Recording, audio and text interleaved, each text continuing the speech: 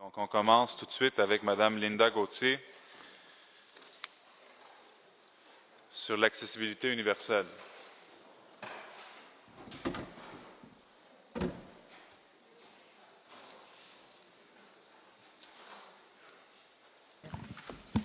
Alors, bonjour, Monsieur le Président, Bon matin. Mesdames, Messieurs les élus. Ah, si je comprends bien, c'est votre avant-dernier conseil avant le grand jour. Écoutez, moi, ça fait 3 ans que je viens ici à tous les mois, ou presque, souvent plusieurs fois par mois, vous parler de l'accessibilité universelle. Ce matin, ça prend une couleur différente parce qu'il y a plusieurs enjeux, puis la table est mise, là. OK? Là, vous allez vous prononcer, vous nous enrobez de promesses, d'engagements. Là, je parle de tous les partis confondus. Est-ce qu'on doit y croire? Je ne sais pas. Une chose qui est certaine, c'est que il y a plusieurs, malheureusement, je dois avouer, avec tout le charisme que les chefs ont, que les candidats ont, il y a plusieurs programmes qui font complètement abstraction de l'accessibilité universelle. C'est vraiment dommage parce que, sachez-le, pour ceux qui ne le savent pas, nous comptons pour quand même tout handicap confondu pour 13,7 % de la population montréalaise. Dans 7 ans, OK, nous serons au-delà de 20 % à mobilité réduite. Alors, ma première question s'adresse à M. le maire. Moi, j'aimerais savoir, M. Blanchard, qu'est-ce que ça veut vraiment dire pour vous, l'accessibilité universelle?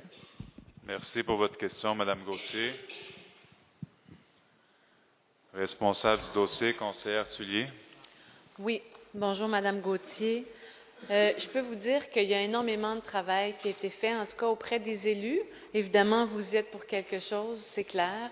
Il y a énormément de sensibilisation. Ma prédécesseure, Madame Jocelyne Campbell, avait organisé une formation pour les élus. Il y avait plusieurs élus qui étaient allés. Moi, j'en ai organisé une autre à mon tour cette année. Nous étions encore nombreux à y être, d'autres élus. Je pense qu'il y a un élu qui a fait les 2 formations, mais c'était des élus différents.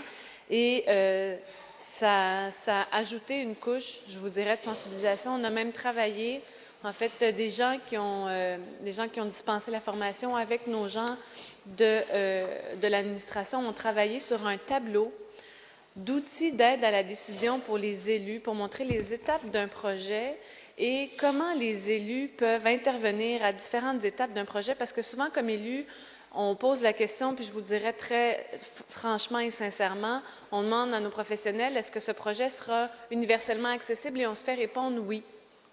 Et pour toutes sortes de raisons, en cours de route, on se rend compte que la réponse oui, c'était peut-être une réponse un peu facile, puis que c'est pas exactement oui. Parce que l'accessibilité universelle, dans les dernières années, il y a beaucoup de choses qui ont évolué. L'accessibilité universelle, il y a 15 ans, puis celle de maintenant, ce n'est pas la même non plus, parce qu'on a on a fait des progrès très intéressants avec les groupes et avec la ville. Et toujours est-il que ce tableau, il y a plusieurs élus qui l'ont vu, qui travaillent maintenant avec ce tableau pour voir à quelles étapes d'un projet les élus peuvent intervenir, de quelle façon, auprès de quel acteur, qui n'est pas forcément un décideur, des fois, oui, en terminant. Donc, des fois, ça peut être un employé qui travaille sur un point très technique. Et là, on est plus dans est-ce que c'est accessible universellement, mais on pose des questions beaucoup plus pointues et je pense qu'on progresse pour vous dire que c'est un enjeu incontournable maintenant. Merci. Question complémentaire, Mme Gauthier. Oui, ma question complémentaire. En fait, je vous remercie beaucoup, Mme Tuillier, pour votre réponse. Mais c'est, avec tout le respect que je vous dois, là, l'accessibilité universelle, c'est bien au-delà de ce que vous venez de me dire. L'accessibilité universelle, Mme Tuillier, c'est le respect des citoyens, de tous les citoyens. Et puis, c'est d'arrêter de prendre les personnes handicapées pour des citoyens de 2e classe, ce que vous pensez à peu près tous ici, sans le penser nécessairement, c'est ça que vous nous faites vivre à tous les jours. C'est un droit, l'accessibilité universelle. Alors, ma prochaine question est la suivante. Est-ce qu'il y en a ici des élus, OK, candidats à la mairie, des leaders de partis qui sont prêts à vraiment s'engager, à nous redonner ce respect-là auquel on a droit? Merci. Qui va répondre parce que c'était adressé un peu... Oui, c'est Mme Sullier qui a été interpellée directement, donc elle veut répondre. Bon.